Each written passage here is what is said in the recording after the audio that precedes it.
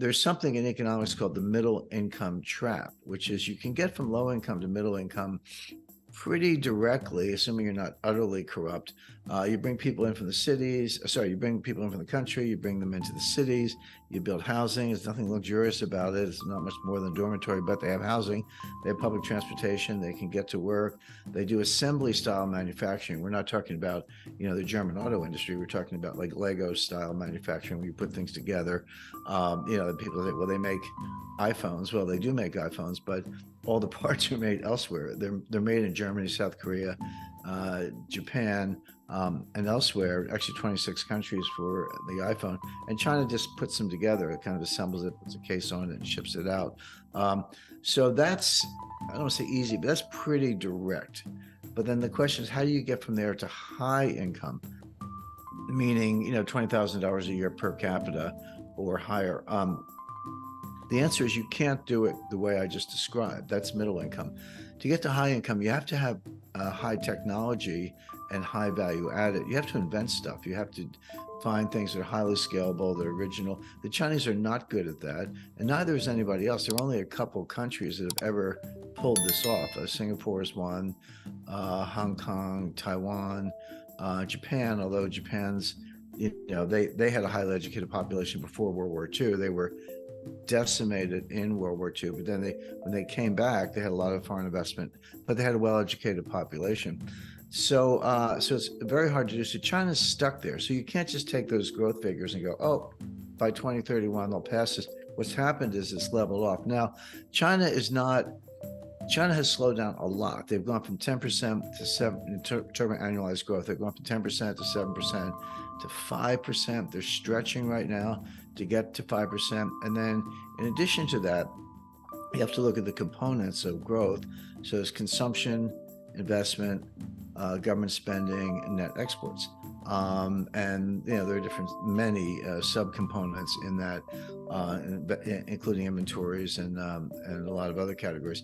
But China, the United States, for example, is about 70% consumption and 25% in investment, and then the rest is government spending and net exports, which are very small factors. I know we have $1 trillion deficit, but we get a certain amount of that. That's $1 trillion in the context of a $23 trillion or $25 trillion economy. So it's not a big factor, but with China, it's different. Their consumption factor is down around 25%, but their investment factor is 45%. Now, investment's not a bad thing if it's productive. If you're going to invest in things that have higher output than the cost of funding, that's a good thing. You'll grow. It's not even a Keynesian multiplier. It's just a smart investment, and that's true for some infrastructure and building your first airports and your first high-speed railroads and all that. But China has gone way, way, way overboard in non-productive ways. Again, I mentioned I've been to China a number of times. I've seen these ghost cities. I've been in them. I've walked through empty buildings, and the Chinese, the communist people with me, they tell me, well, we're going to fill this up. This is the future Los Alamos of China, whatever. I'm like, guys, there's nobody here. Yeah. And they're like, well, they're coming, they're coming. So my point being, they've wasted it. So if you take the 45% of GDP that's investment and you assume half of it's wasted, and I think that's a good estimate, and you use generally accepted accounting principles, you would write that off. They don't, of course, they just count. I mean, there is real steel and aluminum and concrete and cement and jobs. That's all real. But when they're done, there's nothing there. I mean, they've got a building that's empty, that's not producing any revenue, or a railroad station with 125 escalators that are mostly empty. So they're probably, if you adjust for that, they're probably in a recession already, probably have been. But now the numbers, even without making that adjustment, the numbers are coming down very fast. So whether China is technically in a recession or not is almost irrelevant. What is relevant is the fact that their economy is slowing significantly. A lot of the growth you see is wasted growth, so it's not going to pay off. They're doing all these stimulus plans, and Wall Street keeps saying the Chinese are doing stimulus, buy Chinese stocks. I mean, Wall Street just wants to sell you stocks, but stimulus doesn't work. You can call it stimulus, but it doesn't actually work.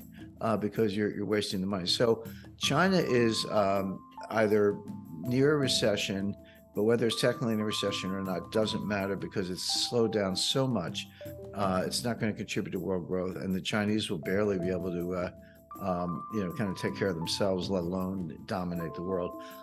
Which puts Xi in a box, because the Chinese have a concept called the mandate of heaven, very intangible, very kind of spiritual, whatever. But in effect, do the people believe in the leadership?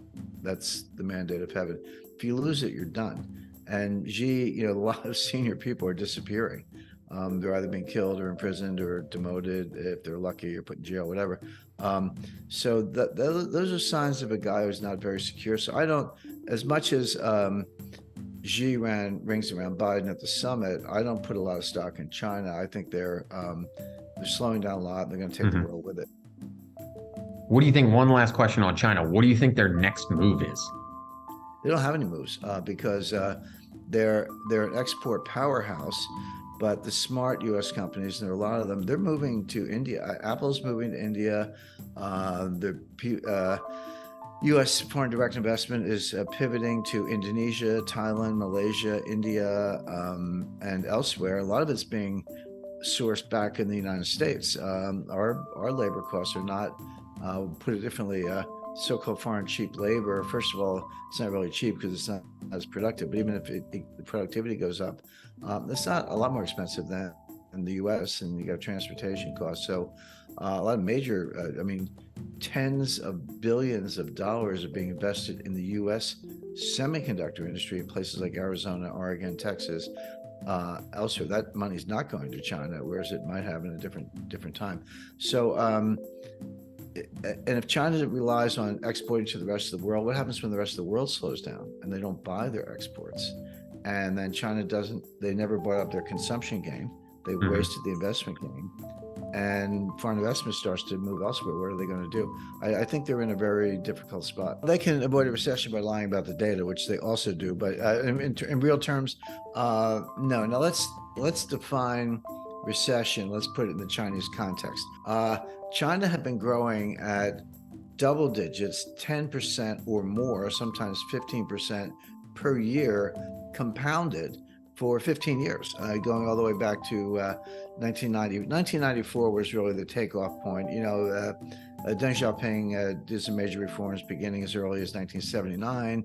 There was good growth in the 80s. My first visits to China were in the early 90s. I was there, not counting Taiwan, because I've been there a number of times, but mainland China, Shanghai. And I actually get out in the country, and south of Nanjing, and been to Xi'an, Wuhan. I've been to Wuhan. I was kind of ground zero for the pandemic, up and down the Yangtze River. So I've been around China, but I started in 1991, and so that's like 30 years, over 30 years ago. But there were no Americans there. I ran into Brits, Australians. You run into Australians everywhere you go. Some Germans, but no Americans, because it was not long after Tiananmen Square. Tiananmen Square was 1989. The U.S.-China relations went into a deep freeze. Again, I didn't meet an American while I was there. They just weren't around. But it was really 1994 when things took off. And through 2008, China just grew enormously from a very low base. So you get that kind of, double-digit compounding. Yeah, that's an enormous growth, but from a low base. But if you go back to 2007, kind of before the global financial crisis, if you picked up the Economist or the Financial Times or the New York Times, whatever, they would say, well, China's going to surpass the United States in terms of economic output. And they were even giving dates, which is a simple extrapolation from the data. They were saying 2031, 2032, whatever it was, the U.S. is growing like this, China's growing like this, and China's going to surpass.